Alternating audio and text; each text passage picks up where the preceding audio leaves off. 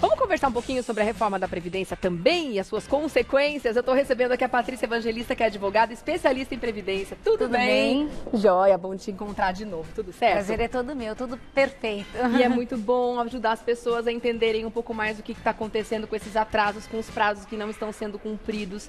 Afinal de contas, a gente teve uma reforma da Previdência que já está acontecendo e não se preparou o terreno para isso. Exatamente. Como é que pode um negócio desse, gente? Eu não me a gente está vivendo um caos, né, na Previdência. Sim. Que é o quê? A reforma foi aprovada, mas o sistema de processamento de dados, que é o DataPrev, né, ele não se modernizou a tempo de fazer as mudanças que precisava para atender a população com celeridade. Então, toda e qualquer pessoa que tenha dado entrada no pedido de aposentadoria após a aprovação da reforma da Previdência está aguardando para ter o seu pedido analisado. E mesmo um pouco antes... nenhum benefício foi concedido após a reforma. Após a reforma, a gente não teve liberação de nenhum? Nenhum benefício, nenhum. Até porque eles são obrigados a calcular com base na lei antiga e na lei nova e dar a opção ao segurado de qual é o benefício mais vantajoso. Até porque eu imagino que antes mesmo da reforma entrar em vigor, teve uma corrida muito grande das pessoas com medo das mudanças e perder dinheiro em entrar com os pedidos de aposentadoria. É isso mesmo. Então, quer dizer, a gente viveu o primeiro caos, que foi as pessoas entrarem com os pedidos em função de que iria acontecer a reforma. Pré-reforma, né? Exatamente. Então já tinha vários pedidos acumulados, aguardando, e muitas pessoas com benefício em análise, benefícios que foram indeferidos indevidamente. Então a gente teve a primeira etapa do caos.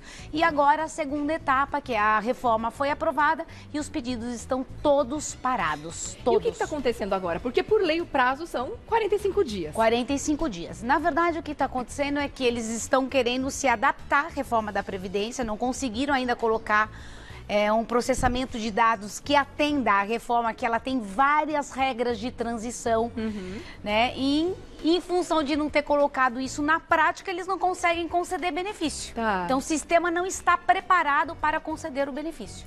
Mas mesmo a pessoa sabendo desse atraso e que vai ter essa demora, é importante que ela, estando no prazo e sabendo que esse é o melhor momento para ela fazer isso, que já está na hora dela fazer, ela entrar com o pedido de aposentadoria, porque assim ela vai receber retroativamente. Sim, porque por mais que demore um pouco mais para conceder ou analisar o benefício, ela terá direito a receber todos os atrasados desde da DER, que é a data de entrada do requerimento. Tá certo. Vamos para as perguntas, então, que o pessoal tá maluco com essa reforma e com esses atrasos todos. Vamos ver o que a Silvia quer saber.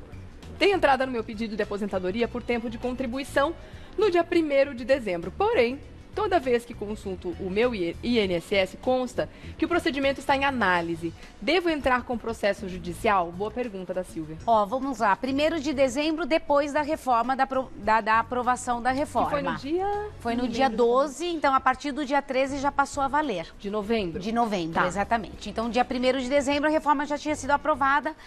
O que ela deve fazer? A única medida que ela pode tomar é entrar com uma ação judicial. Existe um remédio judicial que a gente chama de mandado de segurança. É quando você tem o direito líquido e certo. Então, você pode ingressar com uma ação na justiça, com mandado de segurança, pedindo que seja analisado a sua aposentadoria, seu pedido de benefício, seja uma aposentadoria por idade, por tempo, qual benefício for. O que é ruim disso? É que você faz com que o Poder Judiciário, que deve decidir casos, se torne um analista previdenciário. Sim. E isso também acaba sobrecarregando o Poder Judiciário. Que eu imagino que o Judiciário já está sobrecarregado desde quando eles fizeram aquelas revisões dos benefícios e cancelaram um monte. Exatamente. Que várias pessoas entraram com pedido de revisão também. Tiveram seus pedidos cancelados, pensão por morte, por invalidez e tudo mais. Isso né? mesmo. A gente teve um boom de ações. E agora, provavelmente, teremos um outro boom chegando, Um outro boom que não de deram ações. nem conta daqueles anteriores. Exatamente. Mas e depois que esses pedidos são analisados paralisados e que as pessoas entram com processo judicial, as pessoas estão recebendo ou eles estão descumprindo, inclusive, a ordem da justiça?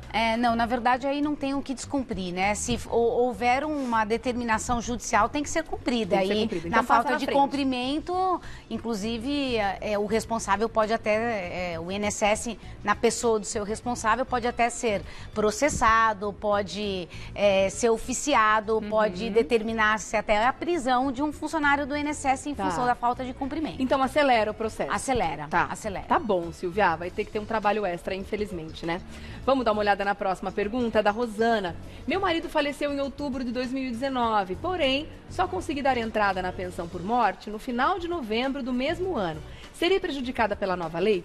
Não, não será, Rosana. Não. Por que ela não será? Porque o que vale é por mais que ela tenha dado entrada somente depois da aprovação da reforma, o que vale é a data do óbito. Então, no dia que a pessoa faleceu, qual era a lei que estava em vigor? Tá. E se a lei que estava em vigor determinava a pensão por morte de 100%, ela não será prejudicada. A única coisa que ela vai ter que esperar a normalização do sistema para depois o benefício ser concedido, mas aí será concedido com base na lei anterior, indiscutivelmente. Tá certo. Obrigada, Rosana, pela participação. Vamos ver a próxima pergunta, da Vivi. Completei idade e tempo de contribuição para aposentadoria por idade, antes da reforma da Previdência, mas em função de uma viagem só consegui dar entrada depois que a nova lei entrou em vigor. Terei algum prejuízo na análise e na concessão do meu benefício? Então, se ela já tinha direito adquirido, a única coisa é que vai demorar porque o sistema ainda não está funcionando. Mas se ela já tinha implementado os requisitos na lei anterior, ela tem direito adquirido a lei anterior e ela não será prejudicada com a reforma da Previdência. Tá. A única coisa que vai ter que esperar estar funcionando a nova legislação para eles fazerem o cálculo e verificar e dar a opção para ela do benefício mais vantajoso. E aí, se por acaso o INSS concedeu o benefício na nova lei e não respeitar a anterior, é só ela entrar com pedido de revisão alegando que ela tem direito adquirido. Mas tem que entrar o quanto antes para conseguir receber. Sim. Já com correção, com juros, etc. Tudo direitinho. Tá certo. Bom, o prejuízo está sendo de todos, na verdade, está todo mundo esperando, infelizmente. Antônio Carlos quer saber o seguinte: gostaria de saber qual é o tempo que o INSS tem para realizar a análise de um requerimento de benefício, pois fiz um pedido há 3 meses e até agora não tive qualquer resposta. Então, como a gente falou no começo, na lei previdenciária está determinado 45 dias para análise e a conclusão do benefício. Mas eles acabam não conseguindo concluir dentro desse tempo e aí, como ele já está há 3 meses, provavelmente vai ter que esperar realmente ou tomar uma medida judicial. É muito maluco a gente parar para pensar isso, né? Um órgão do governo, com a importância que tem o INSS na vida das pessoas. Tem gente esperando esse dinheiro, não é um complemento de renda, é o principal para comprar a sua comida, para pagar o seu aluguel. É de caráter alimentar, né? Exatamente, para comprar os remédios que precisa muitas vezes. A gente está falando de aposentados, de pessoas que estão em casa precisando desse benefício por invalidez muitas vezes, de viúvas que não trabalham. Então é muito maluco de pensar que um órgão do governo está contra a lei, porque está na lei, que é 45 dias o prazo, né, doutora? Exatamente. É, infelizmente, o que acontece no Brasil, né? Eles por exemplo, fizeram a reforma e não se prepararam para já deixar tipo um sistema já programado para na hora que fosse aprovado, por mais que tenha tido algumas alteraçõezinhas, depois eles faziam só uma adaptação, mas já deixasse o sistema já previamente estabelecido para receber essa reforma da Previdência. Exatamente. Né? Uma coisa é falar, o sistema não está totalmente adaptado, tivemos algumas falhas, estamos adaptando. Outra coisa é falar, não nos preparamos e não implementamos nada novo para o novo modelo. Ou seja, não tem nada sendo concedido, né? Esse é o absurdo completo, gente. Caiu o queixo. Obrigada, Antônio Carlos, pela sua pergunta. Vamos ver a próxima. O Ângelo. Fiquei doente e tive que me afastar do trabalho. Agendei uma perícia no INSS. Dias depois, passei na agência e fui informado de que o benefício havia sido concedido até junho de 2020. Porém, por conta de problemas no sistema, o benefício ainda não foi processado. Ocorre que a empresa está me pressionando para que eu leve um documento que comprove o meu afastamento sob pena de abandono de emprego. Olha a situação do Ângelo, gente. Como devo proceder para não me prejudicar? E aí? Bom, na verdade, o que acontece? Eu até já presenciei situações como essa. A pessoa passa na perícia, ela quando liga no 135, ela tem a informação que o benefício foi concedido, ela sabe até quando o benefício será mantido, mas ela não tem um documento para apresentar na empresa dizendo, olha, eu estou em gozo de auxílio-doença, eu consegui o afastamento. E aí a empresa pode alegar, se é mais de 30 dias sem se apresentar e sem me apresentar um documento que demonstre que você está afastado, pode dar abandono de emprego realmente.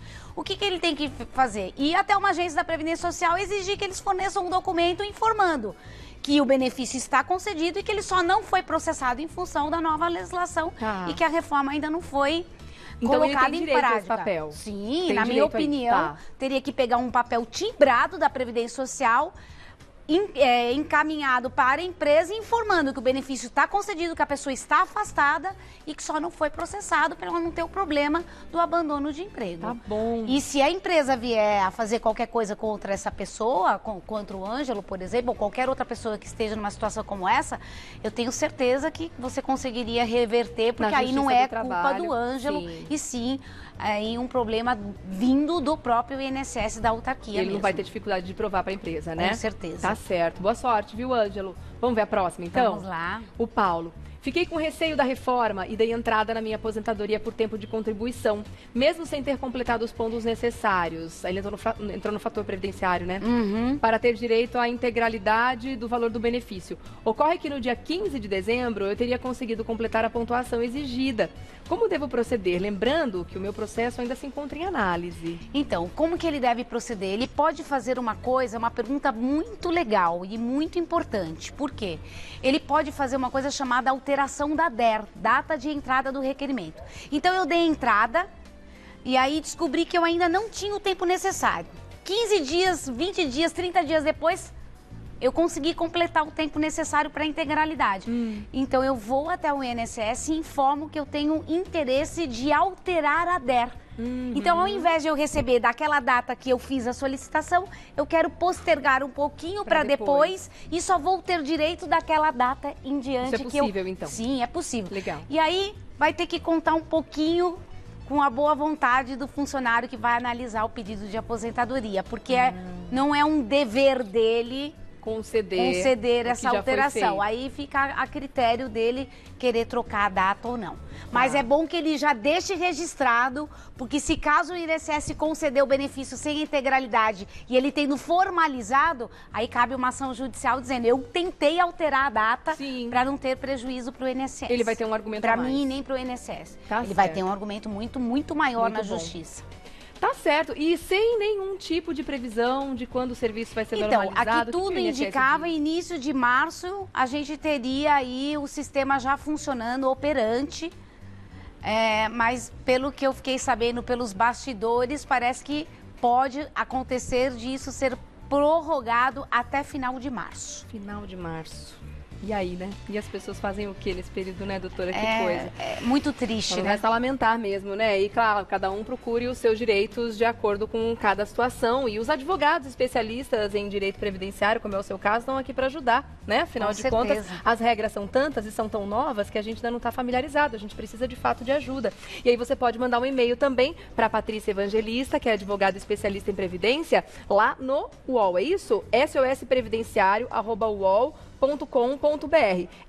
sosprevidenciario@uol.com.br. Pode seguir no Instagram também, se dá dicas por lá. Claro. Patrícia Evangelista Oliveira, tá? Procura lá. Dentro daquilo que é possível. Claro. Às vezes eu não consigo responder tudo, mas dentro daquilo do que é possível, eu tento responder todas as pessoas e não deixar ninguém sem uma Tá certo. Obrigada, minha querida. Muito bom, viu, te encontrar. Ótimos esclarecimentos. Prazer. Obrigada. Foi Até uma próxima. Tá? Um abraço. Muito bom.